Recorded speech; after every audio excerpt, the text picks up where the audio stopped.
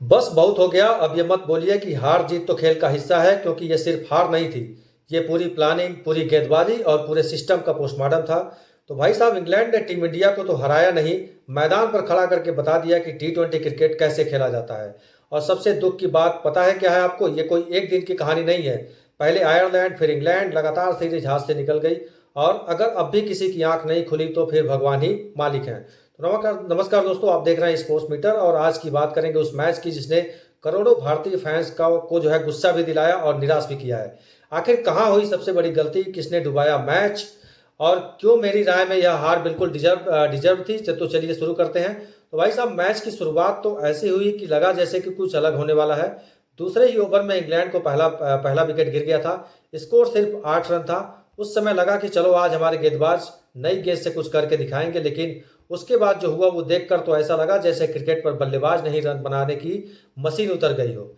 8 run से सीधा 50, 50 से 100, 100 से 150, 150 से देखते देखते जो है 190 के करीब स्कोर, और ना कोई दबाव, ना कोई प्लान और ना कोई वापसी। और ऐसा लग रहा था कि जैसे इंग्लैंड के बल्लेबाज नेट प्रैक्टिस कर रहे हो। अब जरा सोचिए, केवल दो बल्लेबाज मिलकर के दोहरे शतक की साझेदारी कर दिया। अगर कोई टीम शुरुआती विकेट गंवाने के बाद भी बिना घबराए इतनी आसानी से रन बना रही है, तो इसका मतलब सिर्फ बल्लेबाजी अच्छी नहीं थी, गेंदबाजी और फील्डिंग सेटिंग में भी कहीं ना कहीं बड़ी कमी दिखाई दे रही थी। एक तरफ कप्तान हैरी ब्रूक लगातार स्ट्राइक रोटेट कर रहे थे, दूसरी तरफ जॉस बटलर मौका मिलते ही गेंद को स्टैंड में भेज रहे थे। और हमारी गेंदबाजी कभी शॉर्ट बॉल, कभी फुल टॉस, कभी लेग साइड में, कभी स्लॉग में, मतलब बल्लेबाजों को वही गेंद मिल रही थी जिसका वो इंतजार कर रहे थे। टी20 क्रिकेट में अगर आप एक ही लेंथ पर लगातार गेंद डालोगे तो इंटरनेशनल बल्लेबाज आपको छोड़ने वाले नहीं है। और इंग्लैंड ने बिल्कुल वही किया, जहां मौका मिला वहीं हमला किया। और मेरी राय में सबसे बड़ी जो है सिर्फ रन खाना नहीं था, सबसे बड़ी चिंता ये थी कि बीच के ओवरों में भी भारत मैच में वापसी करता हुआ बिल्कुल दिखाई नहीं दिया। न कोई अलग प्लान था, न कोई रणनीति दिखाई दी, न बल्लेबाजों पर दबाव बनाने की कोशिश की गई। बस ओवर पूरे होते गए और रन बढ़ाते चले गए। और भाई साहब, सबसे बड़ा सवाल यह है कि आखिर हमारी गेंदबाजी में प्लान क्या था? सच बताइए, क्या किसी गेंदबाज ने ऐसा लगा कि कोई बल्लेबाज को सेटअप कर रहा है या उनको सेटअप करके आउट कर रहा है? नहीं, हर ओवर में एक ही कहानी थी। कभी हाफ वॉली, कभी शॉर्ट बॉल, और कभी लेग साइड पर, कभी फुल टॉस। और सामने हैरी ब्रूक और जॉस बटलर ऐसे खेल रहे थे जैसे मानो नेट में प्रैक्टिस चल रही हो।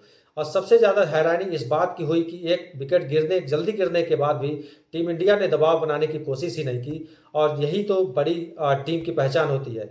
एक विकेट गिरा तो अगले 15-20 रन तक सामने वाली टीम को सांस नहीं लेने देना है। लेकिन यहाँ 8 रन पर पहला विकेट गिरा और उसके बाद इंग्लैंड ने ऐसा अटैक किया कि भारतीय गेंदबाज सिर्फ गेंद उठाते रह गए।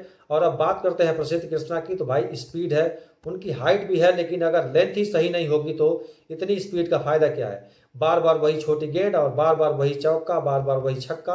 और ऐसा लग रहा था कि जैसे बल्लेबाज पहले से जानता है कि जो है अगली गेंद पर क्या आने वाली है। अब प्रिंस यादव की अगर हम बात करें तो युवा खिलाड़ी है, टैलेंटेड जरूर होगा तभी टीम में आए हैं, लेकिन इस मैच में साफ दिखा कि इंटरनेशनल क्रिकेट और आईपीएल में बहुत बड़ा फर्क होता है। और यहाँ एक छोटी सी गलती भी बल्लेबाज को छोड़ता नहीं है। और अक्षर पटेल मेरी राय में सबसे ज्यादा उन्होंने निराश किया है। जिस खिलाड़ी से आप उम्मीद करते हो कि बीच के ओवरों में रन रोकना, विकेट निकालना, उसके सामने बल्लेबाज आराम से स्ट्राइक रोटेट भी कर रहे थे और बड़े शॉट्स भी लगा रहे थे। और आपका मुख्य स्पिनर ही कंट्रोल नहीं करेगा तो फिर कप्तान आखिर क्या करेगा? और एक बात और, बार बार सिर्फ कप्तान को दोष देना भी सही नहीं है। अगर गेंदबाज आपकी अपनी लाइन लेंथ ही नहीं पकड़ पाए तो कप्तान मैदान में जाकर के गेंद तो नहीं फेंक सकता है, कप्तान फील्ड बदल सकता है, सलाह दे सकता है, लेकिन गेंद तो आखिर गेंदबाज को ही डालनी है। और दूसरी तरफ इंग्लैंड को देखिए, हैरी ब्रूक क्या शानदार बल्लेबाजी की। एक भी शॉट जल्दबाजी वाला नहीं था, हर खराब गेंद को बाउंड्री के पार भेजा। और जॉस बटलर तो वैसे जैसे पुराने बटलर वापस आ गए, गैप ढूंढना, स्ट्राइक घुमाना और मौके मिलते ही स्टैंड में पहुंचना। यही फर्क था दोनों टीमों में। और एक टीम मौके बना रही थी और दूसरी टीम मौके दे रही थी। और भाई ये मत कहिए कि सिर्फ एक मैच खराब गया है, अगर पूरी सीरीज देखें तो यही कहानी हर मैच में दोहराई गई है। कहीं बल्लेबाजी फ्लॉप, कहीं गेंदबाजी फ्लॉप, कहीं दोनों डिपार्टमेंट फ्लॉप। इसलिए मैं कह रहा हूं कि ये हार कोई एक्सीडेंट नहीं थी, ये पूरे दौरे की कहानी थी। सबसे बड़ा सवाल अब बीसीसीआई के सामने यही होगा, क्या इसी टीम के साथ आगे बढ़ना है या फिर कुछ बड़े फैसले लेने होंगे?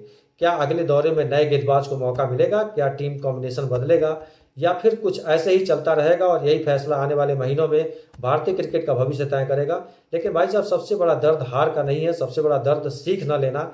यही टीम जो है आयरलैंड से हारी। यही गलतियां इंग्लैंड में भी दोहराई गई। और अगर अब भी बदलाव नहीं हुआ तो आगे ऑस्ट्रेलिया, साउथ अफ्रीका और वर्ल्ड कप जैसी बड़ी टीमों के सामने क्या होगा, यही सोचकर डर लगता है। अब जरा सोचिए, T20 क्रिकेट में अगर आप 20 ओवर तक विकेट भी नहीं निकाल पा रहे हैं, अगर बीच के ओवर में रन भी नहीं रोक पा रहे हैं, तो अगर डेथ ओवर में हर गेंद बाउंड्री बन रही हो तो मैच जीतोगे कैसे? क्रिकेट सिर्फ चौके छक्के का खेल नहीं है। क्रिकेट दिमाग का भी खेल है, प्लान का खेल है, प्रेशर बनाने का खेल है। अगर आपका प्लान ए नहीं काम कर रहा है तो आपको प्लान बी बनाना ही पड़ेगा। और इस पूरे सीजन में इंग्लैंड ने यही करके दिखाया। और मेरी राय में सबसे बड़ी गलती क्या रही? टीम सिलेक्शन और रोल क्लियरिटी का।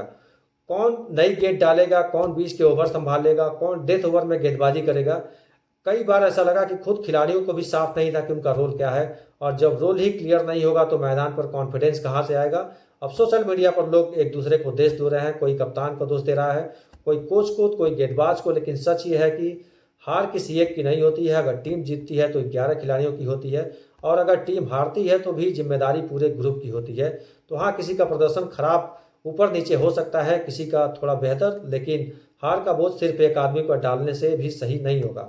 यह सवाल है आगे क्या? मेरी राय में अब सिर्फ नाम देखकर टीम नहीं चुननी चाहिए। जो घरेलू क्रिकेट में लगातार अच्छा प्रदर्शन कर रहा है, अगर फिट है, वो दो दबाव झेल सकता है, उसे मौका मिलना चाहिए। टीम इंडिया की जर्सी किसी की अस्थायी सीट नहीं है। हर मैच में खुद को साबित करना पड़ता है। और एक बात और, IPL का प्रदर्शन अपनी जगह और इंटरनेशनल क्रिकेट बिल्कुल अलग परीक्षा है। यहाँ हर गेंद की कीमत होती है। यहाँ सामने दुनिया के सबसे बेहतरीन खिलाड़ी होते हैं। इसलिए सिर्फ IPL के दम पर कोई खिलाड़ी लंबे समय तक टीम में नहीं टिक सकता। इंटरनेशनल क्रिकेट में लगातार प्रदर्शन करना ही असली पहचान है। और अब उम्मीद है कि यह हार भारतीय क्रिकेट के लिए वेल ऑफ कॉल साबित हो सकता है। गलतियों की छिपाया नहीं जाए, उनसे सीखा जाए, क्योंकि अगर आज नहीं सीखे तो कल फिर यही कहानी दोहराई जाएगी। तो चलिए, अब आप बताइए, क्या आपको लगता है कि सिर्फ गेंदबाज जिम्मेदार थे, या बल्लेबाजी, टीम सिलेक्शन और रणनीति तीनों में कमी रही? अपनी राय कमेंट में जरूर लिखिए। अगर वीडियो आपको पसंद आया हो तो लाइक जरूर करिएगा, और अपने क्रिकेट वाले दोस्तों के साथ शेयर जरूर करिए। और ऐसे ही बेबाक देसी अंदाज में क्रिकेट की बातें सुनने के लिए चैनल को सब्सक्राइब करके बेल आइकन जरूर दबाइए। तो मिलते हैं अगले वीडियो में।